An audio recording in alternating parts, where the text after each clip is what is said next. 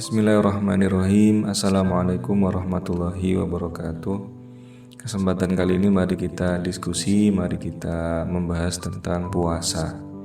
Alhamdulillah kita sudah menjalankan puasa sekian belas hari dan ini sudah pertengahan jalan. Insya Allah nanti mudah-mudahan kita diberi kekuatan untuk bisa melaksanakan setengah jalan sisanya.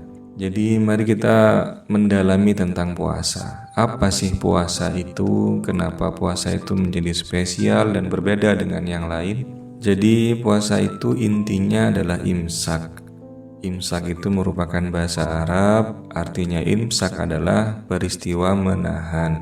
Selama kita berpuasa, kita harus menahan. Ya, kita menahan lapar, kita menahan dahaga atau haus, kita menahan emosi, kita menahan hawa nafsu. Semuanya itu kita tahan. Nah, selama apa kita menahan? Jadi jangan sampai keliru bahwa peristiwa imsak atau peristiwa menahan itu adalah 24 jam. Bukan dari subuh sampai maghrib, tapi 24 jam. Hanya saja untuk menahan makan dan minum dari subuh sampai maghrib. Tapi untuk menahan yang lain itu 24 jam. Artinya bukan karena sudah maghrib maka kita bebas melakukan dosa, tidak. Pada hakikatnya seperti ini, puasa itu kenapa menjadi spesial? Ibadah yang lain itu Allah sudah menakar pahalanya, ada sistem di sana. Misalkan kita sholat berjamaah, maka pahalanya 27 kali lipat. Kita sholat sendiri, pahalanya sekian. Kita bersedekah 10, nanti akan diganti 10 kali lipat. Jadi semua ada takarannya masing-masing. Tapi khusus puasa itu merupakan hubungan langsung antara hamba dengan Tuhannya. Artinya tidak ada sistem di sana. Jadi Allah subjektif menilai ibadah puasa seorang hambanya. Kalau dianalogikan seperti ini mungkin, jadi ibarat seorang presiden. Seorang presiden itu dia ketika dia ingin jalanan itu bersih, dia tidak ikut menyapu jalanan, tapi dia membuat sistem di mana ada orang yang dipekerjakan untuk menyapu jalan. Sehingga ketika orang itu menyapu jalan, presiden menyediakan upahnya atau menggajinya.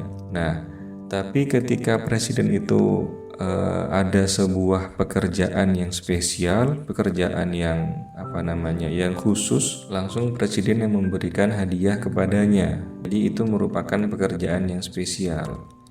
Nah, itulah puasa. Ada ibadah yang masuk dalam sebuah sistem, ada ibadah yang di luar sistem, artinya ibadah ini spesial. Nah, puasa merupakan ibadah yang di luar sistem. Artinya Allah langsung secara subjektif yang menilainya dan memberikan hadiah kepada orang yang melaksanakannya. Pertanyaannya sekarang, kenapa kok puasa? Kenapa bukan yang lain? Nah, mari kita bahas. Jadi Allah itu mempunyai 3 sifat dasar yang tidak sama dengan manusia. Apa itu? Yakni Allah tidak makan, dia tidak minum, dan dia juga tidak tidur. Nah, ketika manusia itu berpuasa, maka sejatinya dia berusaha untuk melakukan ketiga-tiganya. Sekarang gini, bayangkan kita sebagai seorang bapak, atau kita sebagai seorang ibu, kita orang tua, atau kita juga guru misalkan. Ada anak kita itu yang saking fansnya dengan kita, dia ingin mengikuti atau meniru segala apa yang kita lakukan.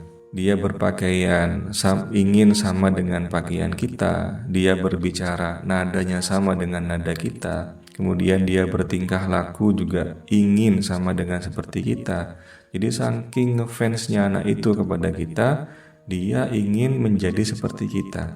Nah, sekarang kondisi psikologis kita sebagai orang yang ditiru oleh anak kita merasa senang. Katakanlah dari 10 anak, ada 1 anak yang ingin meniru kita. Maka secara tidak sadar, fokus kita atau perasaan kita akan condong kepada dirinya. Kepada anak itu tadi, kita bimbing dia, kita nasehatin dia, oh gini nak caranya, oh seperti ini, kita sayangi dia. Nah, itulah analoginya. ketika ada seorang hamba itu yang berusaha tidak makan, berusaha tidak tidur, berusaha tidak minum, kita berusaha untuk melakukan apa yang Allah lakukan, maka kita akan disayang, kita akan dianggap spesial, kita akan dibimbing, kita akan dicintai oleh Allah Ta'ala. Itulah yang membuat bahwa puasa itu merupakan ibadah yang spesial. Puasa adalah urusannya hamba dengan Tuhannya langsung. Pertanyaannya sekarang, di syariatnya itu puasa tidak makan dan tidak minum. Lalu bagaimana dengan tidak tidur? Nah, sebenarnya rupanya mulai dari subuh sampai maghrib itu merupakan perilaku kita yang ingin mencontoh tidak makan dan tidak minumnya Tuhan. Kita menahan itu. Jadi yang sebenarnya kita dibolehkan untuk makan, kita dibolehkan untuk minum, tapi karena kita puasa, kita tidak makan dan tidak minum sampai maghrib. Kemudian ketika maghrib tiba, kita dibolehkan untuk membatalkannya. Kenapa? Karena tidak semua manusia mampu untuk terus lanjut berpuasa. Nah, bagi orang-orang tertentu yang mampu, ketika maghrib membatalkan saja, tapi kemudian tetap menahan untuk tidak berlebih-lebihan saat makan. Nah, ketika malam harinya kita melanjutkan ke sifat yang ketiga, yakni apa? Tidak tidur. Itulah kemudian Kanjeng Nabi mencontohkan bahwa setelah malam tiba, ketika malam tiba, perbanyaklah sholat, perbanyaklah ibadah. Jadi ketika sholat 1 rakaat, 2 rakaat, salam, kita berdiri lagi, sholat lagi, salam, berdiri lagi. Sehingga sholat itu disebut dengan sholat taraweh. Sholat taraweh itu bukan habis isya sampai jam 8 atau sampai jam 9. Para ulama-ulama sufi dulu melaksanakan sholat taraweh itu dari habis isya sampai mau sahur. Karena memang ingin mengamalkan peristiwa tidak tidur. Atau kalau kita tidak mampu sholat tarawih habis isya sampai jam 8 katakanlah, maka jam 8 sampai jam 3 itu kita melakukan sebuah ibadah lain yang sekiranya kita tidak tidur. Disitulah kemudian menjadi sempurna puasa kita. Kita tidak makan, kita tidak minum, dan kita tidak tidur. Jadi puasa itu 24 jam.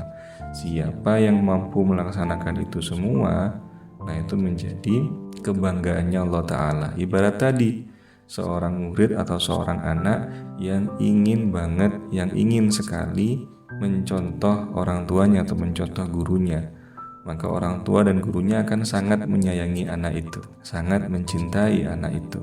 Nah, inilah penjelasan hakikatnya sebenarnya puasa itu 24 jam. Jadi mudah-mudahan kita diberi kekuatan untuk bisa paling tidak menyempurnakan puasa-puasa kita. Paling tidak kita mendapatkan ilmu bahwasanya puasa itu maknanya luas dan dalam. Jadi ketika kita berpuasa, kita langsung berhubungan sama Allah Ta'ala, karena kita berusaha untuk mengikuti sifat-sifatnya, tidak makan, tidak minum, dan tidak tidur. Baik, itu saja, mudah-mudahan barokah dan manfaat. Saya akhiri. Assalamualaikum warahmatullahi wabarakatuh.